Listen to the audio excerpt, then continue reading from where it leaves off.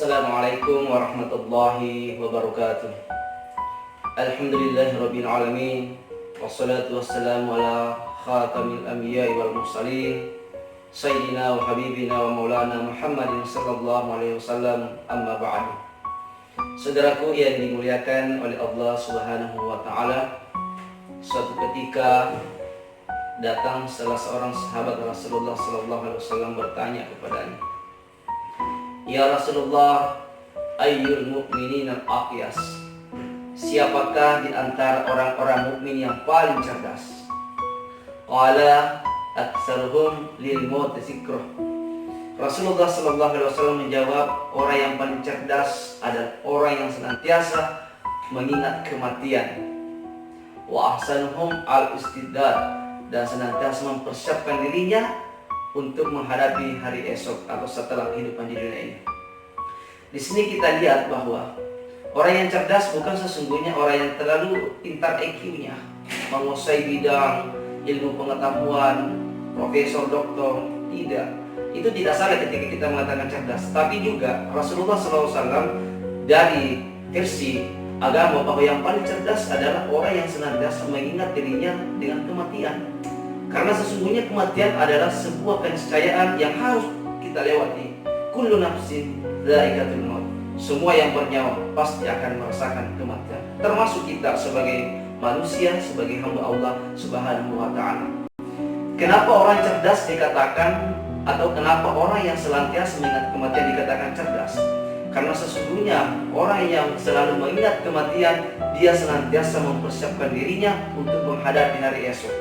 Orang yang paham tentang kematian, maka dia senantiasa melaksanakan perintah-perintah Allah Subhanahu wa taala dan tentu menjauhi larangan-larangan Allah Subhanahu wa taala.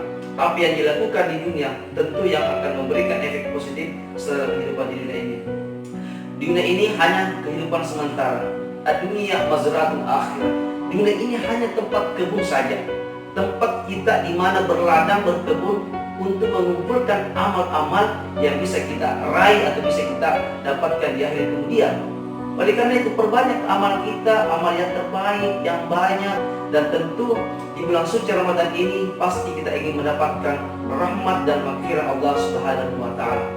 Oleh karena itu muraqabatullah, mengingat Allah Subhanahu wa taala, salah satu cara yang terbaik untuk kita mendapatkan husnul khatimah. Banyak orang, bagaimana caranya saya bisa hidup enak di dunia, tetapi tidak banyak orang yang bisa memikirkan bagaimana saya bisa mati enak di dunia. Mati enak dalam arti agama husnul khatimah. Nah, tentu orang husnul khatimah adalah orang-orang yang pilihan Allah Subhanahu wa taala yang sudah mempersiapkan dirinya untuk menghadapi kematian. Ingat saudara yang dimuliakan oleh Allah Subhanahu wa taala, bahwa kematian ini tidak bisa kita lari darinya. Allah Subhanahu wa taala berfirman dalam Quran surah Al-Jumu'ah ayat 8. A'udzubillahi minasyaitonir rajim. Qul innal mauta alladzi tafirruna minhu fa innahu mulaqikum. Tsumma turaduna ila 'alimil ghaibi wasyahada fa yunabbiukum bima kuntum ta'malun. Katakanlah bahwa sesungguhnya kematian yang engkau lari darinya, maka pasti kamu akan menemukannya. Tsumma turaduna ila 'alimil ghaibi wasyahada, dan kamu akan dikembalikan kepada Allah Subhanahu wa taala. Dan Allah akan tahu apa yang telah kita perbuat selama hidup di dunia.